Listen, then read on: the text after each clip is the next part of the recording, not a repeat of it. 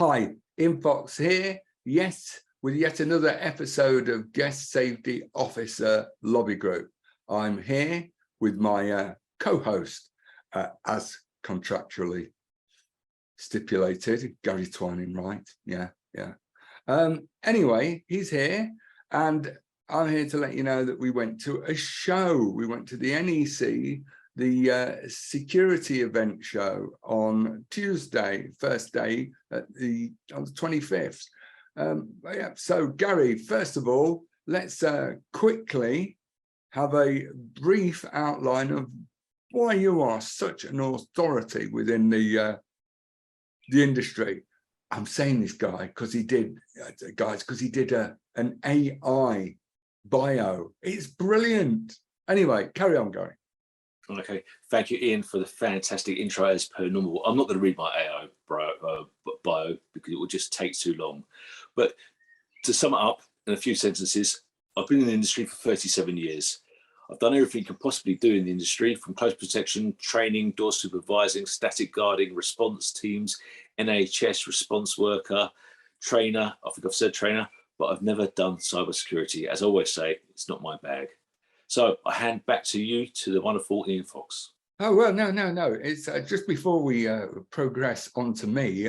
Have you ever looked after anybody famous?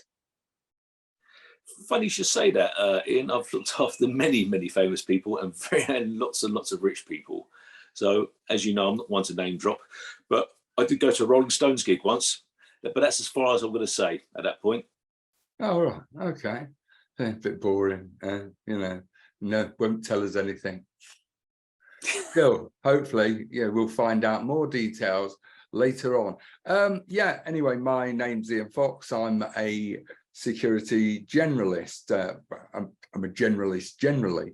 I love research, and I've got a particular interest in the security industry, as I have had for donkey's years. And on that point, we'll move swiftly onto the show.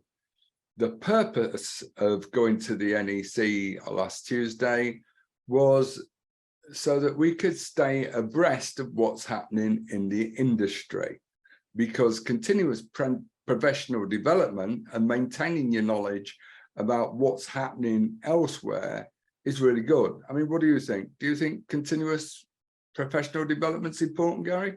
CPD is very important, Ian. It's one of the top things which, you know, I say to my guys and anyone out there, you've got to stay on top of your game. If you're not staying on top of the game, you'll be left behind. That's just putting it in simple words. You will be left behind if you're not staying on top of your game. I totally agree. I think one of the things that we lose sight of is with CPD is what's its relevance to me. That's it. I always say that question. People always say, what's in it for me? And people don't fully understand, I think, the importance of CPD in terms of what's in it for them, how it actually helps protect them. And also having a broad knowledge of what's going on in the industry prevents what I used to call arse in the air management. Yeah, that I don't know. You know, do you know what I mean by that term, or am I? Well, I mean, for me, that term means, you know, if something goes wrong and you've got no idea what's going on, it's your arse in the air. Basically, you're the one who's going to get into trouble. Yeah, I see. It's pretty much. It's like it's almost like an ostrich. You know, basically, you're so focused on what's in the ground right in front of you. You know, you've got your head that far down, your backside's in the air. You're not looking. You're not paying attention to the things that can actually help save you in the event of, I don't know. It's not so much legal action. There's the things that you need to know. If you're not aware of stuff, how on earth are you going to turn around and say, "Oh, well, did you know you could have done that, Gary?" And you go, "No." You're a medical trainer as well, I believe. I am, yes. Yeah, and funny you should say that. The other day, I had to go and redo a course on ECGs, so which was really beneficial for me, because the person who took it for me, very high up in his field, actually made it really simple for me to have a re-understand and, you know, affirm my knowledge. So yeah, it is important to have this thing in play. But if you got some, and that's the thing, isn't it? You get something wrong, or you don't realize that something has changed. You know, it might be, you all of a sudden you're looking at a lawsuit, aren't you? That's right. And especially for the people out on the ground, that they need to be up to date. They need to have an understanding of what they're doing. As I said to you the other day, you know, once they leave that training area, all that knowledge which they've been, you know, force-fed rapidly, they haven't taken it in. You know, they haven't taken in the licensing law, the 4 licensing objectives, or the 5 if you're in Scotland. So that all leaves them. So then once they arrive at work, they've gone into sort of like, we'll just say it's done here, mate. Yeah. And this is why it's important we have that CPD knowledge, continued professional development. So they are learning, they're staying up to date with their skills, they're up to date with the knowledge, law, act. I mean, I think I even done the Protect thing the other day. I did do the Protect thing. I didn't think I actually done the Protect seminar the other day, which is bringing other stuff out, and things are changing. So it's important to stay on top of all this knowledge. I totally agree, and I think one of the biggest failures of the security industry in particular is that we don't make it clear enough about why it's important to them. This isn't, I mean, I'm not a trainer, I know you are. I used to train. I understand why trainers say, oh yeah, we want you to have CPD, we want you to do this. And when you're on the ground, it just seems all you want, mate, is you just want some cash off me. You know, you're only asking me to do this because you want dollar, not because it actually will help or enhance my skills, because I do this job, mate. Been doing it for ages. So you just want my money. And I think it's changing that mindset, don't you? There's got to be a thing. It is changing. You've got to change your mindset, because every situation which I've been to where things have potentially gone wrong or things have gone wrong, the first thing they throw at us, so, you know, let's see your training records. Where you at? When was the last time you trained? You know, and that's the first thing she's thrown. And, you know, on my sense of the world, I've always been in that position to go, yeah, when do you want them? Do you want them now? I can, you know, you can have them on the drive. You can have access right this very minute, up to date information. And as I said to you once before, one of the police licensing officers, I'll quote his words, your staff are better trained than my firearms officers. And that's the importance of CPD. Continued professional development is having that in play. So when you're getting a recommendation like that, or a quote like that, you're better than our firearms officers, that says a lot. And once you've got that in play, it knocks things out the window. That is the key thing, Gary. It's knocking things out the window. It's finishing an argument before it started. Because as I heard on a podcast earlier today, I was listening to, one of the things that struck me is when you're working in customer facing environments like clubs, venues, festivals, football stadia. It doesn't matter whether you're licensed. It doesn't matter whether you've got an SIA license. It doesn't matter whether or not you're just an event steward. The bottom line is it's on you. You are a human being. It's your judgment, your decision based on the facts that you've been given. And therefore, it's on you as the individual to show what you did in order to protect yourself. And I think that's where I come from nowadays, is that I ask people and suggest that people take positive action in order to protect themselves, so they don't get caught out, because you'll never close that door shut, but you can demonstrate that you've done everything that you can to keep it as closed as possible. I don't know, but you know, I think the guy said if the doors, if it's cold outside and the wind's blowing, you shut the door. Yeah, that's right. the case being in this thing is you'll never be able to completely close the door. Some wind will get in, some cold, but you don't want to be freezing. There you go. Yeah. So anyway, what did you get out of the show? Was there anything in particular that caught your eye? For me, the show, I'll be honest with you, I wasn't that impressed with the show, Ian. For me, it was mainly CCTV, majority of CCTV, access control, some cyber stuff. There was very actual limited stuff for the boots on the ground security personnel.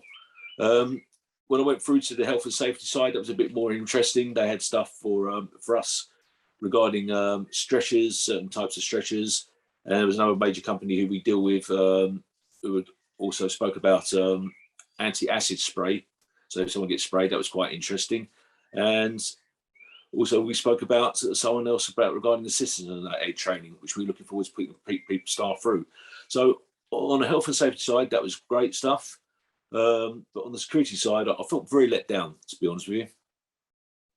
Oh, it's interesting, is there? Because coming from a different side of it, yeah, I found the actual security side, the conference side of it, quite good.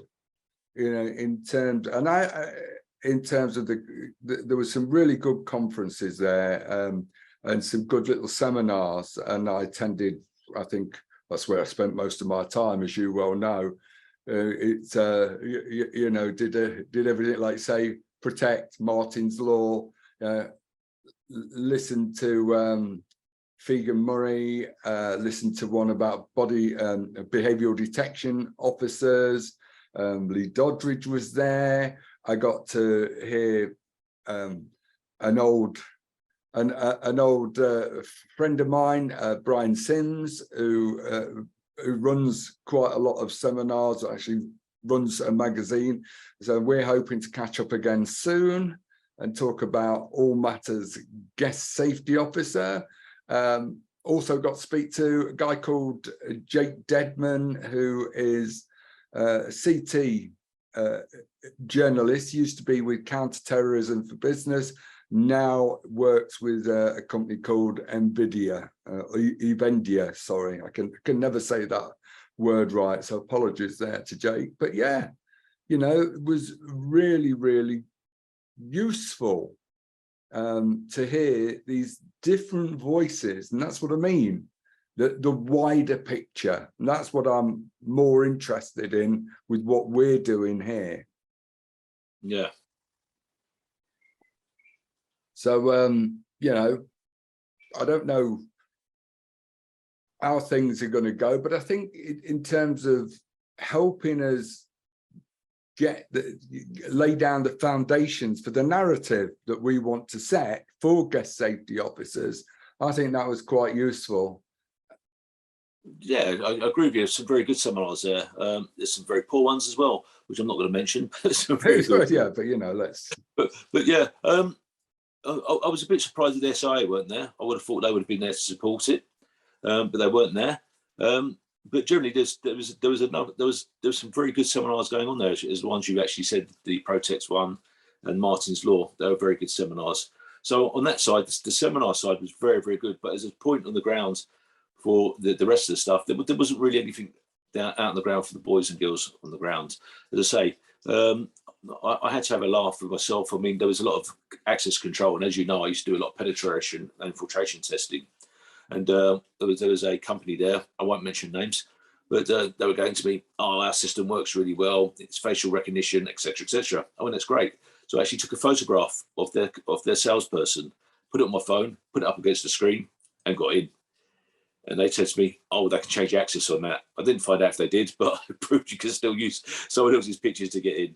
But yeah, I mean, the show, yeah, it was okay. You know, as you say, the best parts of the show were definitely the seminars and the information being fed out to people on that side. Yeah, I think you're right. You know, I will say, as you know, I am an SIA fanboy.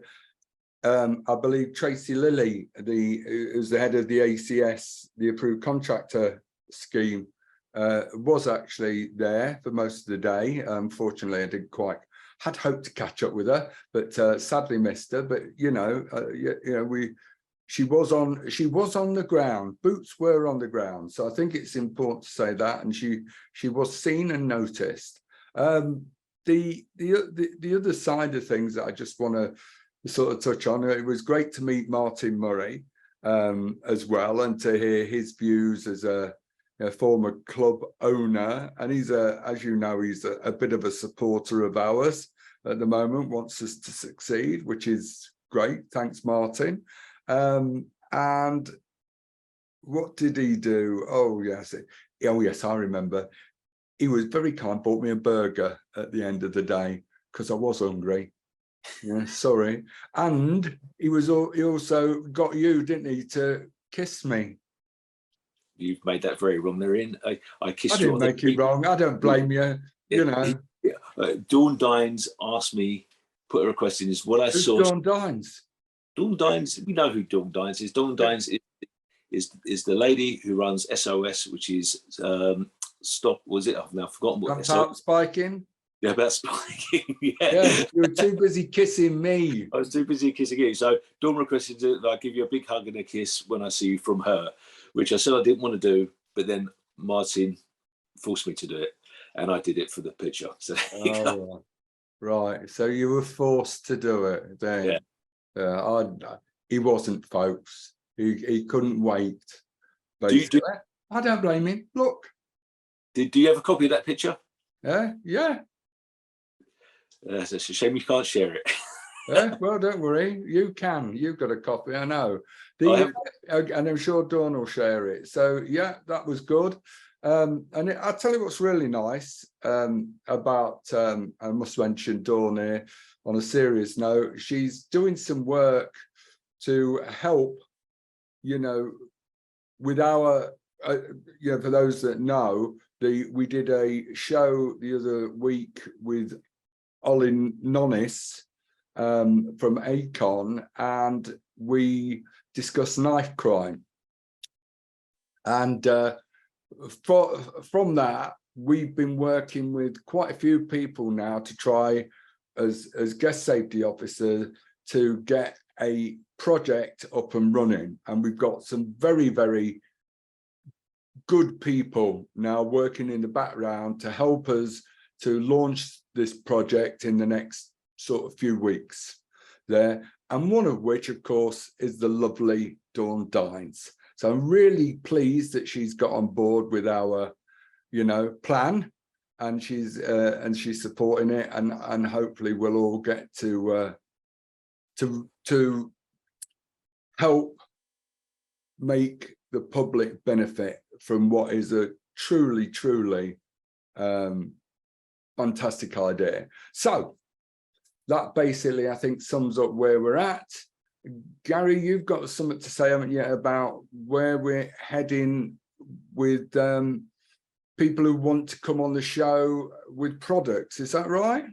That's right, Ian. So something we're looking at in the future is looking at product availability or product testing. We did speak to, I believe, I can't remember the name of the company now, but they do the smart tagging.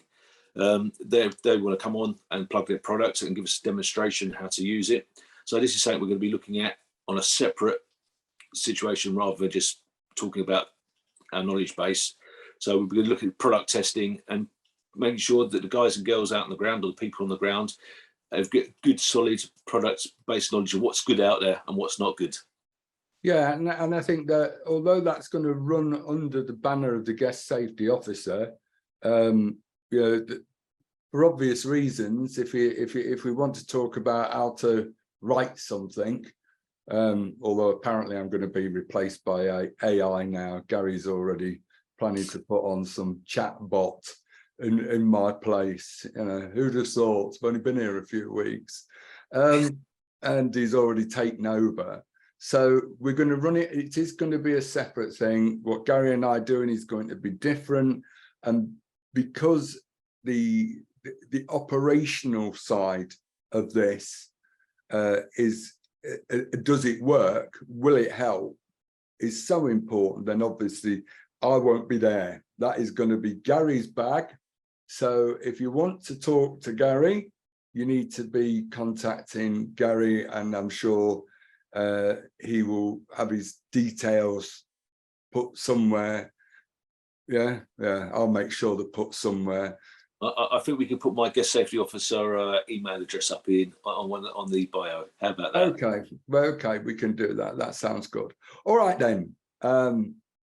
That's basically it. Gary's got to get off because he's got another much more important meeting now. Apparently, I'm no longer important. You know, way it is. So, Gary, anything else you'd like to say? Not at the moment. Just to sum it all up, it wasn't a bad show. CPD is very important thing to play, and other things. Well, as I say, we're looking at doing the other stuff coming forward in the next few weeks. And where's our next guest on, Ian? Well, the next planned guest is, I think, for the week after next, because obviously the problem is, you know, bank holiday. Everybody's tied up. You know, bank holiday, coronation at the moment. So yeah, it's a little bit difficult to tie people down, and with good reason. I've got things to do, haven't you? I certainly have, sir. Yeah. Certainly. So we'll be back. I think next week what we're going to try and touch on specifically is we're going to have a focus on how to keep yourself safe, legally safe at work, and the problems with that. And I know we've touched on this before, but it's like I say, you just can't do enough of this. You can't make this point. Yeah, you just can't. You can't make it more. What's the word I'm looking for, Gary? I can't say. You can't say it often enough. Yeah, you can't reinforce it often enough. We want people to be safe. The reason we want you to be safe is we create civilized spaces where people come out and enjoy themselves. And if they come out and enjoy themselves, more licensed venues, more events are there. It gives the opportunity for you guys on the ground to earn more money, because you'll get the respect that you deserve. You will get the respect. We will help make that possible. Right, that's me done. Okay. Ian out. Yeah.